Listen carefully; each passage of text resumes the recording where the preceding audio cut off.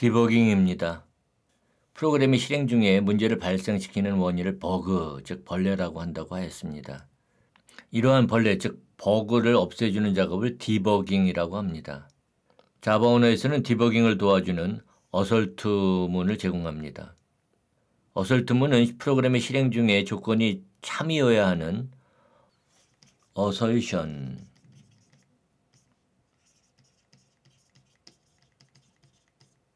이 어설션을 생성할 수 있게 합니다.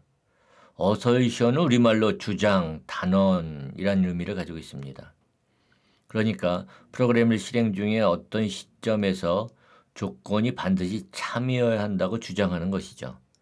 어설트문은 이와 같은 구문을 갖습니다. 어설트, 그다음에 조건식. 그래서 이 조건식이 참이면 어설션은 참이 돼서 다른 행위를 발생시키지 않습니다. 하지만 조건식이 거짓이면 어설션이 실패해서 어설션 에러 타입의 예외가 던져집니다. 예를 들어서 for 인티저 i가 0에서부터 i가 10보다 작은 동안 i++를 하면서 int value는 math의 random 해서 곱하기 10한 결과를 반환합니다. 그래서 어설트 해서 value가 3보다 크다면 어설션이 참이돼서 다른 행위를 발생시키지 않죠. 하지만 value가 3 이하면 그때는 어설션이 실패해서 어설션 에러 타입의 예외가 던져집니다. 그리고 시스템 아웃 println에서 값 플러스 value 이렇게 출력할 수 있습니다. 실행 시에 이런 어설선 검사를 하기 위해서는 자바 명령을 할 때 EA 옵션을 실행해야 됩니다. 그래서 인텔리J 환경에서는 실행 메뉴에 구성 편집에서 여기에 옵션 수정 선택하고 VM 옵션 추가를 선택합니다. 그리고 여기에 EA라고 입력을 하는 거죠. 그리고 확인 버튼을 누르고 실행하면 값이 3 이하인 경우에 이와 같이 어설션 에러 익셉션이 발생하게 됩니다. 이클립스인 경우에는 런 메뉴에서 런 configurations 항목을 선택하고 x equal arguments 탭을 선택을 하고 vm arguments 입력란에 -EA라고 입력합니다. 그리고 실행을 하면 값이 3 이하인 경우에 이와 같이 어설션 에러 예외를 발생시키는 거죠. 그러나 이와 같이 자바 언어가 제공하는 어설션만으로는 디버깅을 수행하기는 어렵습니다. 특별히 실행 에러 중 논리 에러가 발생하는 경우에는 인텔리제이나 이클립스와 같은 통합 개발 환경이 제공하는 디버거 기능을 사용할 필요가 있습니다. 디버거란 특정한 행에서 실행을 멈추고 수작업으로 각 명령을 실행하면서 데이터가 어떻게 변경되는지 관찰할 수 있는 기능을 제공하는 도구를 말합니다. 디버거는 기본적으로 이와 같은 기능을 제공합니다. 그래서 특정한 코드 위치에서 실행을 멈추고 수작업으로 각 명령을 하나씩 실행할 수 있게 하고 또 코드 안에서 어느 위치에 있는지 어디에서 왔는지를 보여주기도 하고요. 또 변수가 저장하고 있는 값을 시각적으로 보여줌으로써 값을 평가하기 쉽게 합니다. 먼저 인텔리제의 디버거를 살펴보도록 하겠습니다. 특정한 코드 위치에서 실행을 멈출 수 있도록 중단점을 지정할 수 있습니다.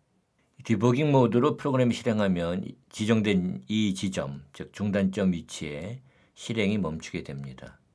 이처럼 여기에 클릭해서 중단점을 설정하게 되는 거죠.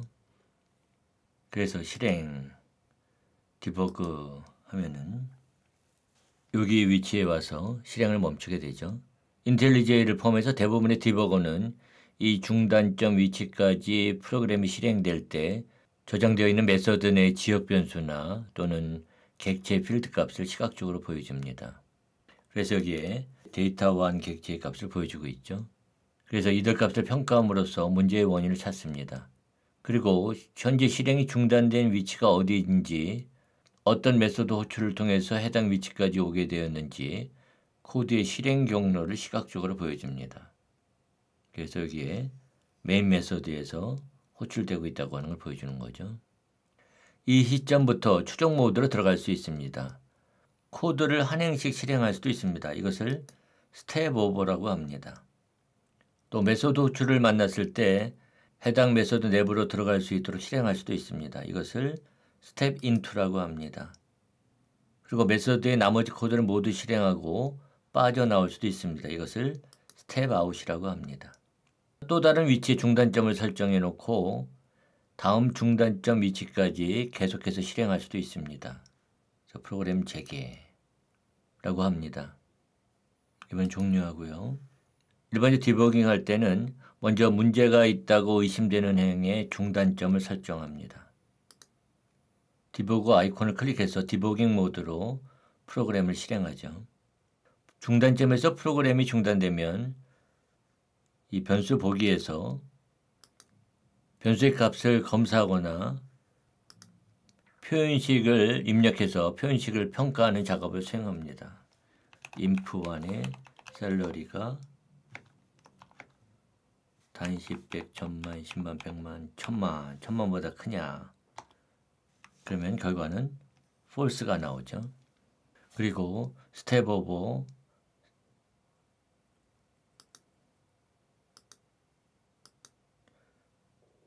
스텝 인투, 또 스텝 아웃 이런 명령을 실행해서 한 행씩 추적을 수행합니다.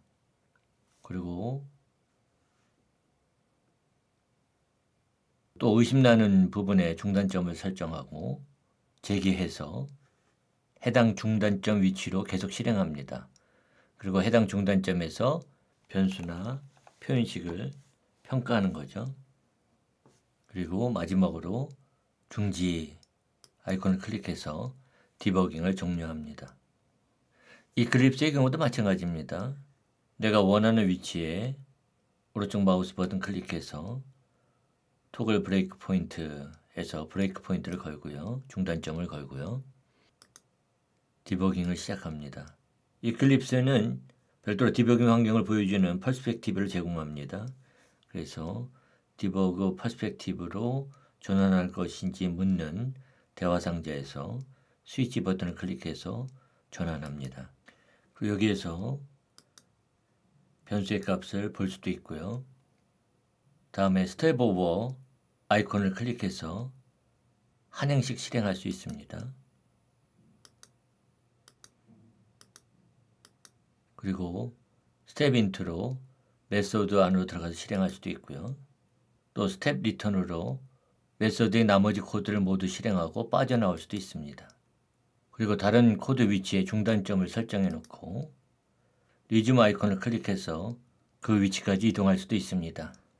그리고 터미네이트 아이콘을 클릭해서 디버깅을 종료합니다. 여기까지 10장 예외 처리와 디버깅입니다.